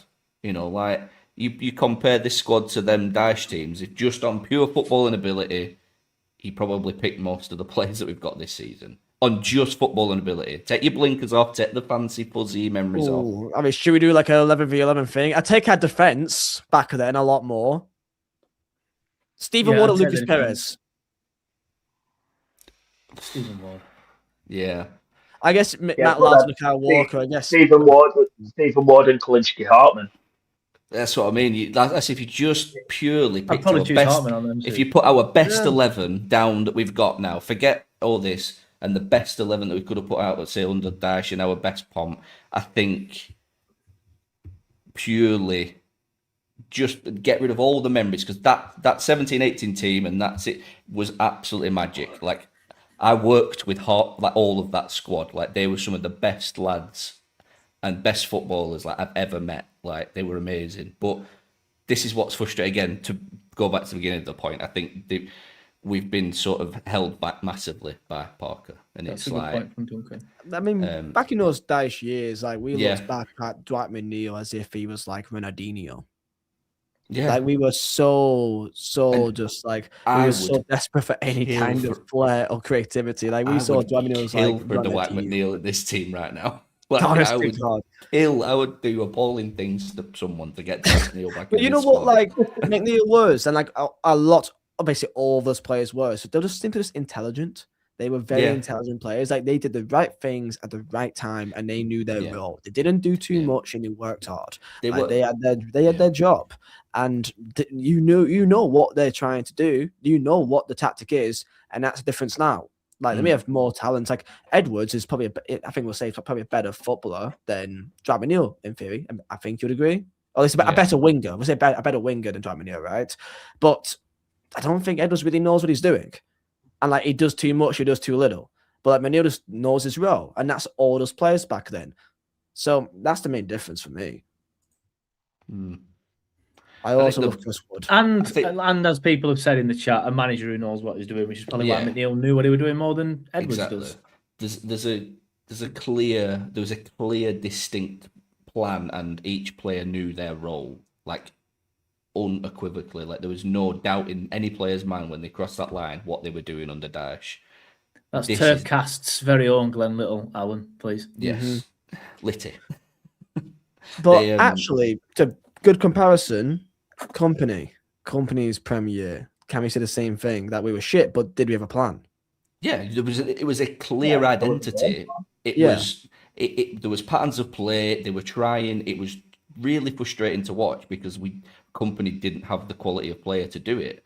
That's the reality of it. And I don't think you can't just come in and assemble a Pep Guardiola football with these types of players and not expect it to take 2 or 3 years. You go to Bayern Munich where all the players are already at that level, can just go, yep, I know what you need to do. It just works. Under Company, he wanted to do too much with what he had. He didn't know. I do remember fondly the Muric and Trafford debates on TurfCast back then. I remember that so well. Like honestly, it's incredible the amount of conversations, debates that caused. Honest to God. Yeah. Those were the days. But ultimately, the start of this conversation, it was all about like we're being hamstrung by the manager. That's the reality of it. Forget recruitment, forget all this. It's just when the players cross the pitch, there's no real. I think Parker makes a lot of mistakes, and the team itself is being held back by Scott Parker. But I think the club as a whole is being held back by certain things that AOK do, and such this project, as the way they recruit players. They keep telling us as a project. Like, I don't see a project. I don't see what the plan is, because year on year it keeps changing. We keep recruiting different types of players year on year. They promised us that we would be competitive in every season that we play in. That's not true. We've been competitive in 50% of the seasons we played in. We've been promised that we would have an elite academy. We've only just gone back to Category 1. We actually went down to Category 2 under AOK. Now we've gone back up. We were then promised that we'd have academy talents breaking into the first team. We're not getting that. A lot of academy talent is going. It's being shipped out because you get a bit of, more your profit back. I think the whole system needs looking at and resetting. If AOK are going to be in this for the long haul, which I don't have a problem with personally. Like, I know I've talked a lot of shit about it, but I think what they've done for the club on and off the pitch, I think it is good eventually. Like, commercially, we are better than we ever have been. I think that's very important to say as well. Like, I know that you did poll, Joe, about, percentage of, or who wants Parker in or out. If you were to do a poll now of who wants AOK in or out, what do you think the percentage is? Like, I think that Let's do it. Let's do it. For me, I think the board. There's a like, lot of recency bias right now I'm like you two. I don't want them out just yet, but I No. feel like they need to learn. And I've said it a million times. They need to learn from the mistakes, and they need to learn from the mistakes fast. But the problem is they're not doing so far. This is what I said at the beginning: is the whole ignorance and incompetence thing. I can live with one of them. I can cope with one of them. The other one I can't handle. I can't deal with ignorance and just being an owner of our club, and just going along with it. Just to like I keep saying all the time, AOK have made their money back. They are now no longer running at a loss as an investment business. The problems are on us as a club. That's ultimately where we're at with it now. So, by the way, we are not a poor club. I think people forget how much money that AOK has. It's not just Alan Pace. There's I think there's the other owners too. It's not just Pace. He's just the face of it. There's so much money these players have. We are not a poor club. That needs to be made very clear as well. I believe that their intentions that are true and good. I think that they have they want us to be the best possibly. They want to make us international, which fans may think that's a bad thing because we're changing our identity, and that's fair. That's fine. But I believe that their intentions are good, that they just need more help. They just need more help to get to that next step to keep us in Premier League, because I think it could be so much worse. It could be so much fucking worse. Most fans, we keep in mind here, most clubs, when they look at Burnley from where it was 5 years ago, they look at us in awe. If they went to Turf Moor 5-10 years ago and they look at it now, thinking, fucking hell, look at how much it's changed. It's all brand new. Yeah. They've put effort in. They've put effort into the club. Most of these clubs don't. And yes, is it shit results on the pitch? Yes, it is. Yes, do they make daft comments sometimes, like the other day? Yes, but I think that their intentions are true and good. They need more help. And I think it'd be so much fucking worse. So I think criticism is fair. It's understandable. Just don't make it personal. Don't go at his daughter. Just keep it on the pitch. Just keep it on the pitch. And I don't know what that step would be for people to think they actually, most fans want him out. Yeah. But I just think that right now it's just a lot of emotion. I think they've got to really, really, really, really step back. And I hope over the summer they've got to, I don't want them to go, I think they just need to reel it back a little bit. I think they've made too many changes across all departments too soon. There was no sort of transition period. I think they were quick to remove all sort of local club staff. There's not that many high up positions filled up with actual Burnley fans anymore, which I think is a little bit of a problem, which is where you get your disjointed view on how they see the club and how we see the club, which is a major problem. The communication is dreadful, as we've all been discussing. You can't speak to these owners without having to sign your life away on an NDA. You can't get near them anywhere. And then the footballing side of it is they've not got the experience that they need to pull in Premier League talent. Perfectly what Andrew says there. They're well-intentioned, but they're so naive. And I think at the minute it is leaning towards incompetence, which they have to get better on. They're not new to this now. They've said the exact same thing at Espanyol, by the way, that, we're new to this, we'll get better, we'll learn. I'm sorry, if you've been doing something for 5 years... Said that to us 5 years ago. Yeah, if you've been doing this for 5 years now, you should not be incompetent. And I'm not being funny. There's some smart men in that room. You don't become that rich, that successful, and have the funds and the know-how to do a leverage fucking buyout of a Premier League football club. You know what I mean? I will caveat that by saying Alan Sugar is an utter fucking moron. And not correct, but so there are examples of that. He's just made loads of money and just bought. But these people are intelligent men. They know to move money around for better or for worse for the football club. These are intelligent men, but yet they are fundamentally not doing the right thing for the football team, not the football club, for the football team. And There's that's fair. Very different things there. That's fair. I agree with everything you just said. Yeah. Is the poll out right now? I can't see it. The poll is out, and it's in 51%, out 49%. So it's on a knife edge. It really, really is. Remember, though, a lot of people will be going on what was said yesterday. A lot of people are angry with what was said yesterday. Yeah. So I feel like if I ask that question again in 3 weeks, it might be a little bit different. Look, if we're still having this conversation in another 3 years' time, and we're then discussing another relegation from the Premier League, then we have to really, really, really start looking at the ownership and what direction this going. Because if they're just happy to be coming in and out, and the funds aren't getting reinvested and whatever, and at some point there will be pushback, but for the time being, I think they're trying the best, but I think they are just being misguided a little bit, and I do think they do get sort of caught out by sort of spinsters that, especially commercially, I think people come in, sell them a dream. We've had so many drink this, eat this, buy this, crypto this, visit this. Like, there's so many ups and downs, and then they just vanish into the ether. Like, hey, Detroit is a lovely place. You should visit it. But like they're trying to do something, but I think they get caught out all the time by let's do everything at once. This is what I mean. As people have said several times, there probably should be somebody who's a little bit of a middleman in the middle who runs that side of it, while them lot can go off and pull in all these fancy sponsorships. Because I have no issue with that. I've said a million times. Like, some people just go, "Oh, bloody hell, what have they done? Just brought in a few LED screens." I quite like the way the turf looks now. Yeah. And I feel like they've done a good job. They've polished the turd to the point that the turd actually looks quite nice. They've brought in all these sponsorships. Like Liam mentioned, this Visit Detroit thing. Some people might ridicule that, but it's a good thing to have on board. JJ Watt, Malcolm Jenkins, people that you would never thought would have been involved with Burnley Football Club or involved with Burnley Football Club. And I am one of these that always gives AOK credit, which always bewilders me why they can't fucking stand me. I always give them credit as and where they deserve it. And they deserve it in quite a lot of areas, in my opinion. But when it comes to the footballing side of it, which I've said several times, I don't think they understand the game. I don't think they understand the decisions that need to be made and when they need to be made. I don't think they understand football culture, and that's why they need somebody who runs that side of it while them lot go and do their thing. Yeah. I can tell you now, if they'd have pulled the trigger on Parker in November, I can tell you now, every single Burnley fan would be going, "Yes, Alan, like, unbelievable. Like, you've learnt from your Vincent Kompany season. You've learnt not to make the same mistake. Fair play. Well done. Like, whatever the plan is, Al, we'll stick by it, because you've got something about you." But he's being led down the garden path again, because also I don't think Parker starts next season regardless. I think he will do whatever he can to get that bag at the end of the season and get the sack, because he does this all the time. I'm going to say it on stream now. Pulls the eject code.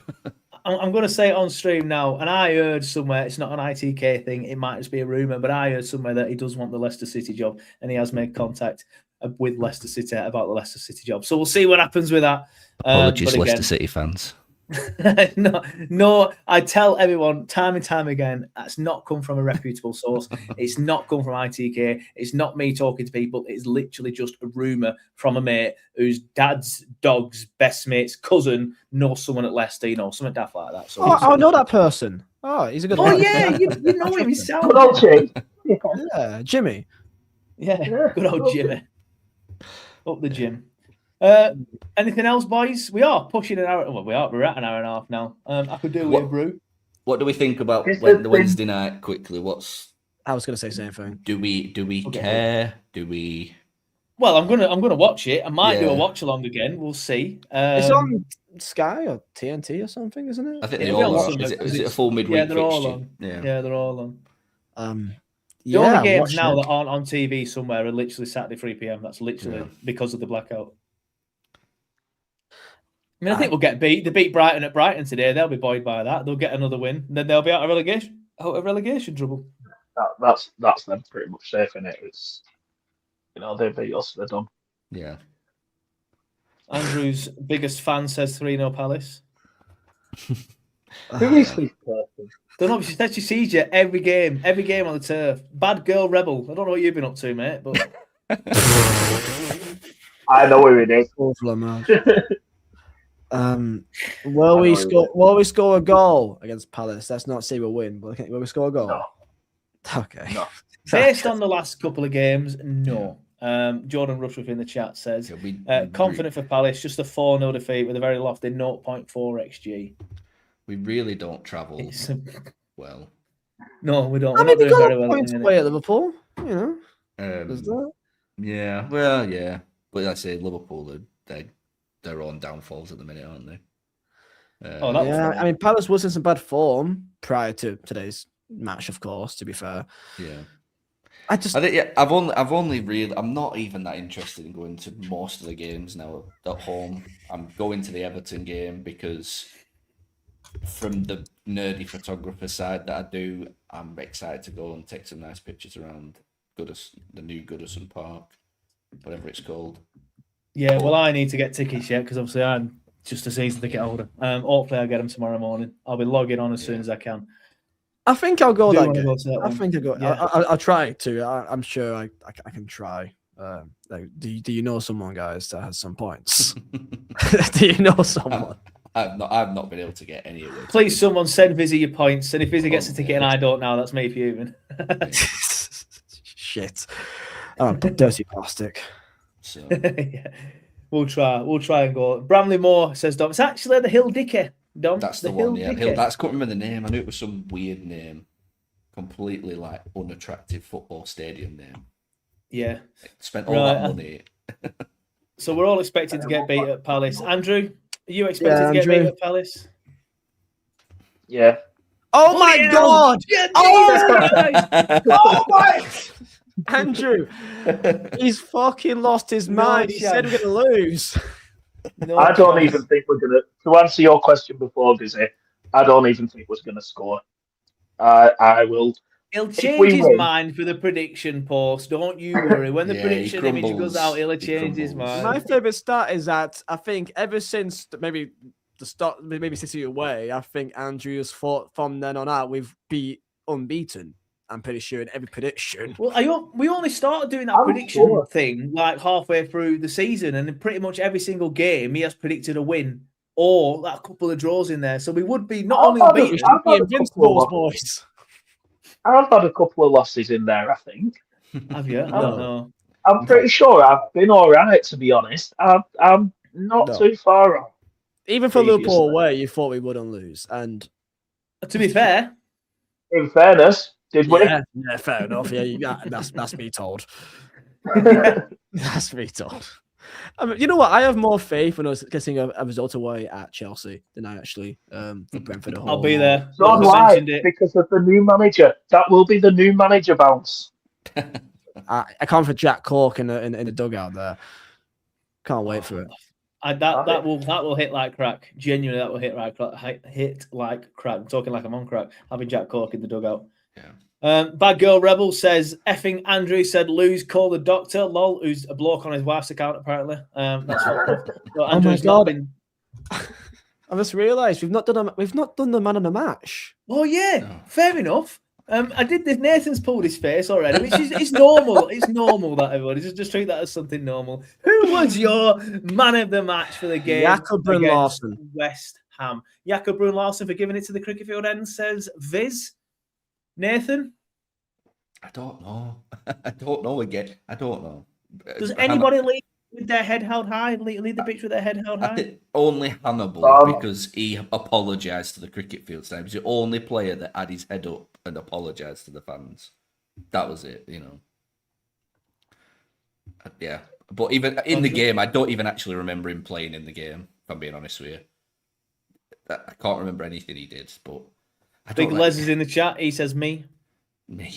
Big Les was fucking dreadful. Oh, I love it. Andrew, yeah. My mate.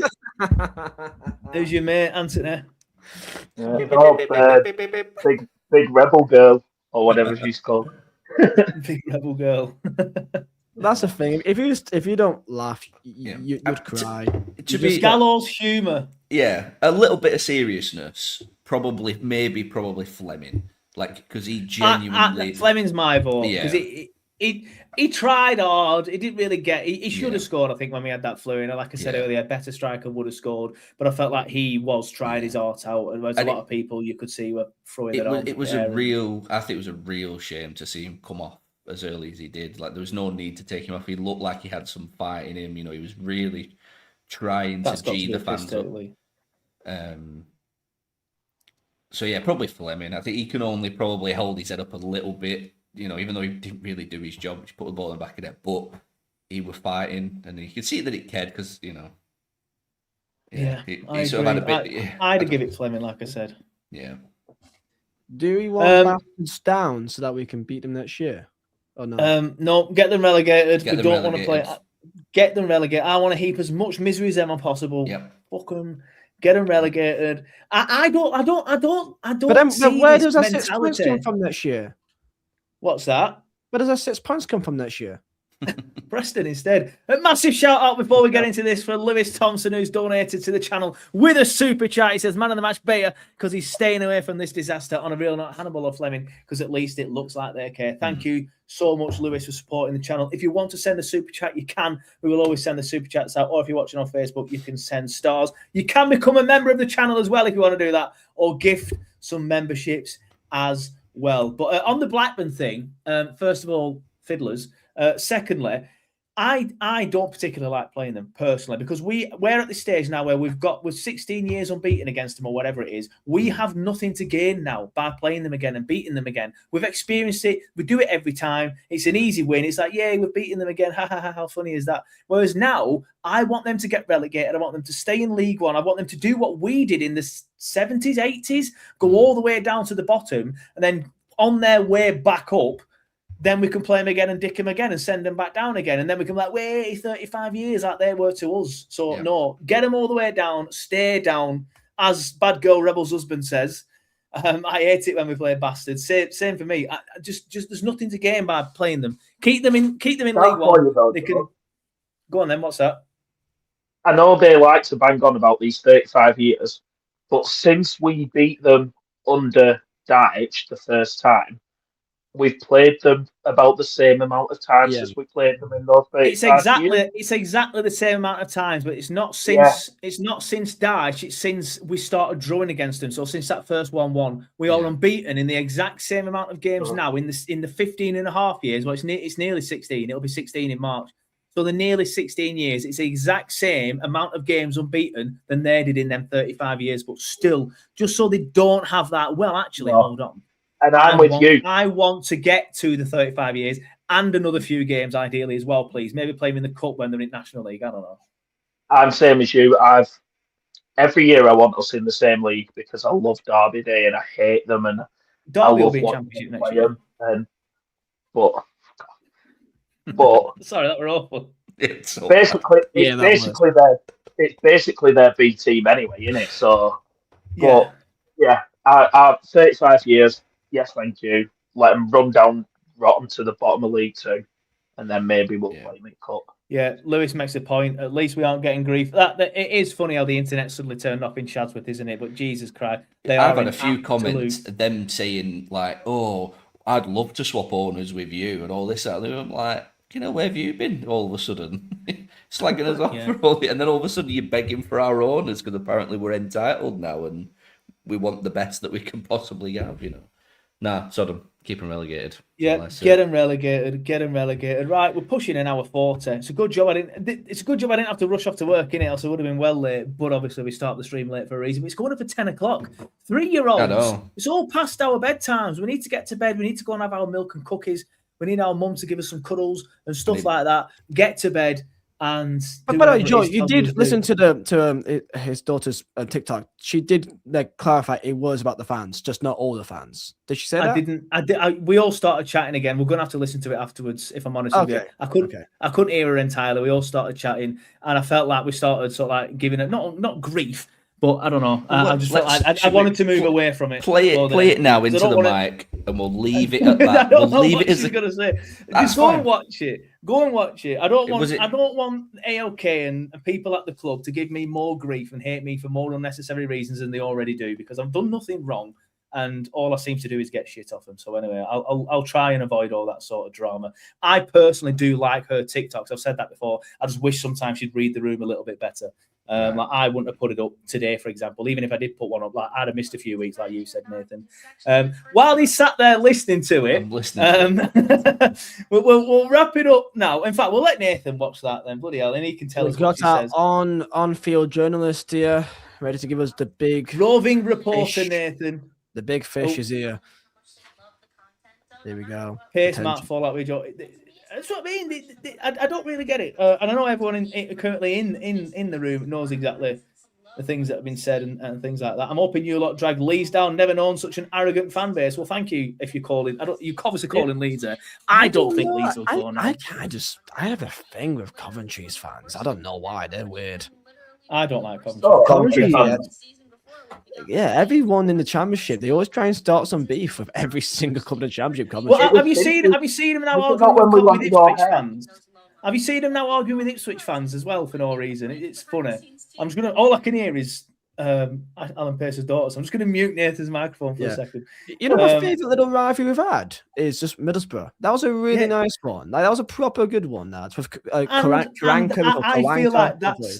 feel like that's where your not vlogging career, but you were. I had heard of you, but that's where I'm like, bloody, that's a class video. That, and I feel like that's where a lot of Burnley fans were like, I'm going to start watching this lad's videos. That Middlesbrough one. I work with a guy at William Hill, and he still says to me every now and then, he's like, hey, I was watching that Viz's blog from Middlesbrough game, anti-change, that football change, and he's in his 70s, mate. So it just shows that were the vlog that I was like, yeah, this is class.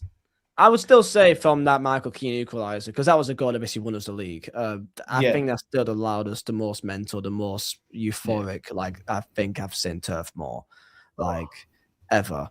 In my time, of course, I can't go back to the Orient match or whatever, but yeah, I think that Spurs Carling Cup with J-Rod scoring it last minute to take it to extra time. J-Rods versus Spurs. That's yeah.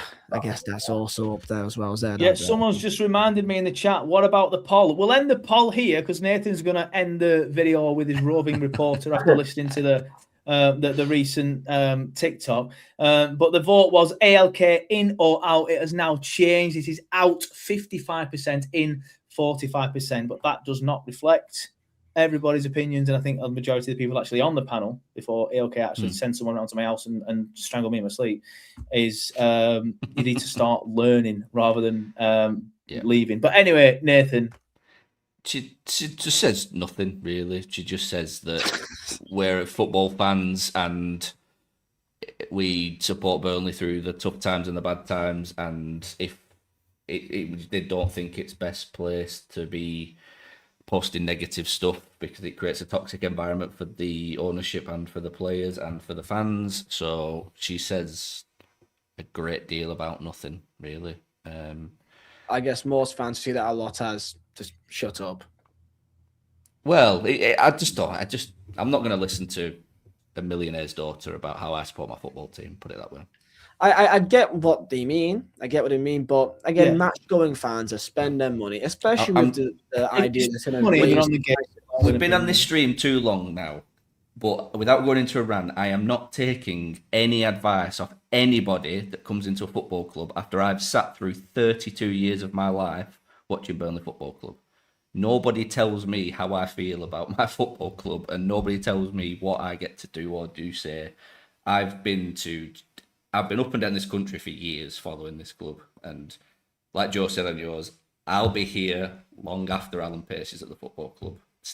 My lad Stan will be supporting the football club long after all these people they'll be gone within 20 years, maximum. So, it's not, let them just do their thing. They're just playing with their toy, that's all. They'll get a new shiny toy soon. That's what millionaires do. They get a new shiny. Well, they've got one, yeah. They just get new shiny toys. Don't forget about us, How do I become a millionaire? Because TurfCast ain't doing it for me. Well, I got 3 super chats. That's a joke, by the way, everybody knows. Nathan, not Nathan. Liam, you're pondering. I'm trying to think. What's the fastest way to become I can't even talk. I'm so tired. I'm so sorry. Bets on Burnley to lose every week. Yeah, put your house on Burnley to get beat against Palace. And if you are going to put your house on Burnley to get beat against Palace, don't forget, you need to scan that QR code there. And then put your house on Burnley to get beat against Palace.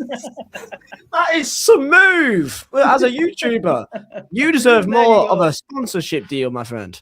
Thank you very much. LUFC losses in the chat. He says, all right, lads, how about you can F right off? No, I'm joking. We've been on this for far too long, so I do apologise if that didn't come across as a joke. But Martin Patterson says, great link, your peak advertising says, but look, honestly, genuinely, get me some sponsorship deals. Anyone owns a business, I can put your business on here. Speaking of Midnite, Ryan Merton says, Espanyol in awful form, fans aren't happy with them. Haha, go on, lad, says bad girl rebels husband on his wife's account. I swear Espanyol, they're safe. They're in poor form. They're still in the European spots, though, right? Like, they're not doing bad. They were. Have they lost again today? They're still there. They lost. No, they play tomorrow. Valencia tomorrow, I think. Villarreal. Villarreal. That's what I meant. Same thing. Starts with Can't a- read. Andrew can't read. He's too tired. He's 3 years I'm old. only 3 years old. What do you expect? Yeah, they're six, Liam. You're right. They are six. I have two things. Final things. Everything in Premier League shit. When Bella B was here, I think she should be sacked. And number two, I also really think that this could be changed if they just committed to the drum. So I think we should put a drum in the cricket, and I think everything will Big change. Les says, I want a drum and that's it. I'm 3. Long live my drum. And LUFC loss is taking a piss, but genuinely, that's the game I'm most looking forward to next season. I've never been to Sinsel Bank. I love new ground. As a match-going fan and not somebody who just sits in an armchair watching it, he says not going to Palace on Wednesday, but you know what I mean? I go to the fan. I do go to the game. I'm genuinely looking forward to Lincoln away next season, like 100%. Like the last time we got relegated, the ground I was looking forward to most was Oxford. Similar thing next season. Take the piss, mate. But as a match-going fan, I am genuinely looking forward to Lincoln away. That was a shit game, though. That Oxford game, though. That was dreadful. Dreadful. Absolute waste of time and energy. I wish I'd never bothered, but I was looking forward to it. Although the Frankie and Benny's near the stadium, beautiful. A quick one about the drum. There was I'm not going to say his name. There was a lad I know. Is it the same name that Andrew put in the chat earlier? No. It kind of is about that. But it was a lad that he wanted to actually do the drum. He was going to be the fall guy, basically. He was going to go, sod it. Let's give it a go. It'll be a laugh, right? Not that I agree with it. I told you not to tell my story. So I basically emailed about it, saying, I know a lad who wants to do it. He literally can play the drums. He's an actual drummer, so he can hold the rhythm and all this nonsense. And the response I got back was, please fill out an application form. To be a drummer? Bang a drum. And it was at that point, it was like, yeah, we don't know what we're doing here, do we, really? We're asking people to apply and fill out an application. And on this application form, it was like legitimate, like, what qualifications do you have? Previous work experience? So you can see why it never really took, it never took off, really. So, it was never a good idea from anybody at any point. It really wasn't. I would have just liked to have seen it happen for just a pure laugh point of view. Just to see the absolute reaction from the fans to prove to everybody in the club to say this is a terrible idea. Like, what? Well, I think it were obvious it was a terrible idea when everyone at Brentford away was singing "Where Burnley FC we don't need a drum," and then Russell Ball got his knickers in a twist. Like, but why are they singing that? Because we don't want a drum. I mean, I think a drum would be right. I like a drum. I can't lie. It works in like European football culture. It works. I don't think it'd work at Burnley. In Scotland, it works really well. If you do it, you have to go all in. It has to be some sort of fan-led movement with all the bells and whistles. It's got to be all in, not half-arsed, not club-led for one. Like, you can't even have your fucking Pepsi with a lid on at the club. So how are they going to let anyone bring a flag in or bring a drum or whatever? I don't mind it if there was like some sort of like ultras thing that what happened, but from the club saying, "Oh, we should get applicants to bang a drum for 90 minutes," like, come on. So I'm going to stop talking. We will be here all night. I know. I'm going to stop talking. Yeah, definitely. No, Andrew just likes chilling out. He comes on to get away from missus, I think, half the time. She does watch these, actually, so I am joking there, by the way. I'm going to say the whole family watches it, and Dad watches it, so yeah, no comment. Your dad came up to me over there, didn't he, after the Spurs game? I can't remember. Will you tell him to stop bloody predicting us to win every time? He's embarrassing, man. I'll tell him. What does he predict the next week? A win, obviously. 2-0. Right, well, we'll wrap it up there then. But if you joined the stream late, it's an hour and 50. It's pushing 2 hours, by the way. I'm still not going to edit it down. You can start. It was longer than the match. And a lot more entertaining. It was a lot more entertaining. But if you joined the stream late, like Lewis did, he says, "Hey, lads, sorry for arriving a bit late. And don't you worry, when I press end stream, it stays on whatever platform you're watching it on, whether it be Facebook or YouTube, for you to watch back at your leisure. And I will, of course, be putting the podcast up as well. If you don't get through the full 2 hours of the podcast, I completely understand. But if you do get through the full 2 hours of podcast, then let me know by sending me a message. I don't know, just say, hi, Joe. Got through the full 2 hours. I don't know. I'd want to see who sits through it. But anyway, we will be back for a pre-game show. I've not been in touch with a Palace fan yet. I'm going to be brutally honest with you. I'm not doing the Glenn Little podcast this week. I messaged him earlier. We're going to try and do it at the end of this week and then put it out early next week because we have the midweek game against Palace. I might do a watch-along as well on Wednesday night because I'm not going on. I've decided when I don't go to the away games, I might do watch-alongs. We'll see how that goes because we did get like 5,000 people watching the last one. So the numbers were decent. So I might as well. What did you say, Liam? Laughing at us. yeah, they were, to be fair. But if laughing at us gets me subs, as you know from your earlier days on YouTube, then maybe I'll take it for the subs. But anyway, but yeah, we will put it up as a podcast. So again, thanks everyone for watching. Thanks everyone for listening. We will see you next time. Goodbye.